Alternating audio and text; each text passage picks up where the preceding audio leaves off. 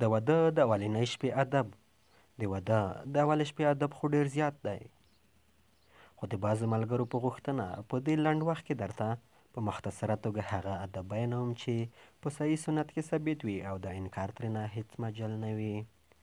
تر دې چې هر مسلمان په بصیرت او اعتماد باندې وي په خپل کار کې، او د الله تعالی نه امید لرم چې دغه نوې زندگی په سعادت، خوشحالۍ او د سنتو په تابعدارۍ سره شروع شي او ښځه او بچي ورته الله تعالی د سترګو یخوالی وګرځوي.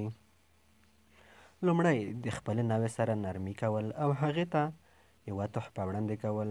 حدیث کې راځي، اسما بن یزید رضی الله تعالی عنها فرمایي چې ما د رسول الله صلی الله علیه وسلم لپاره عایشه رضی الله تعالی عنها ښایسته کوله، نو بیا رسول الله صلی الله علیه وسلم ته راغلم چې د هغې مخ ورته وښیم.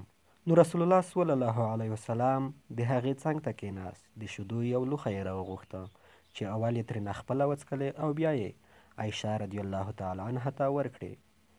نو هغې د حیا د وجې سر ټیټ کړ. نو ما ورته وویل چې واخله د رسول الله صلی الله علیه وسلم د لاسه. بیا یې واخیستې او شیدې یې وڅښلې. نو رسول الله صلی الله علیه وسلم هغې ته وویل چې د ملګري ته دې هم ورکړه. دوهم، د ښځې او خاوند لپاره 2 رکعته مونځ مستحب دی، لکه ابو سعید صحابي ته دغه کار عبدالله بن مسعود او حذیفه رضی الله تعالی عنهما ښودلی و. دریم، د ښځې په سر لاس کېښودل او هغې ته دعا کول. څلورم، کله چې جماع شروع کوئ نو باید دعا ووایئ. چې کله دعا ووایئ نو که الله تعالی د دوی لپاره په دې ملاقات کې بچي مقدار کړي وي نو شیطان ورته ضرر نشي ورکولی. پنځم، د جماع د شروع کولو نه مخکې باید د خپلې ناوې سره لوبې وکړئ، ښکل یې کړئ، خندا مندا ورسره وکړئ، ځکه د یو ناشنا جینۍ سره اول ملاقات وي او په جانبینو باندې ویره او رب ډېر وي. تر څو دغه ویره ختمه شي او د محبت فضا راشي. شپږم، جماع باید په ډېره په نرمۍ سره شروع شي، ځکه په اول ځل کې د جینۍ بکارت پردیش لیږي نو هغې ته تکلیف وي، او یو څه کومک باید د جینۍ لخوا هم ترسره شي.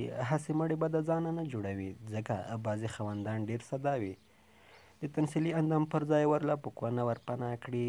اووم، که د واده نوې پیغله باکره وي باید خاوند ورسره 7 شپې تېرې کړي، او که کونډه وي نو باید 3 شپې ورسره تېرې کړي. اتم، که په دغه شپه د ښځې حیض وي باید خاوند ځان وژغوري او تر هغې وخته صبر وکړي چې د حیض نه پاکه شي. نهم، که څوک د دوهم ځل لپاره د جماع اراده لري باید د هر جماع نه وروسته اودس وکړي، او که غسل وکړي نو دا کار ډېر بهتر دی. لسم، په نکاح کې به ښځه او خاوند دواړه د خپلو فرضونو د حفاظت او د نبي علیه السلام د امت د ډېروالي نیت وکړي، تر څو دغه نکاح عبادت وګرځي.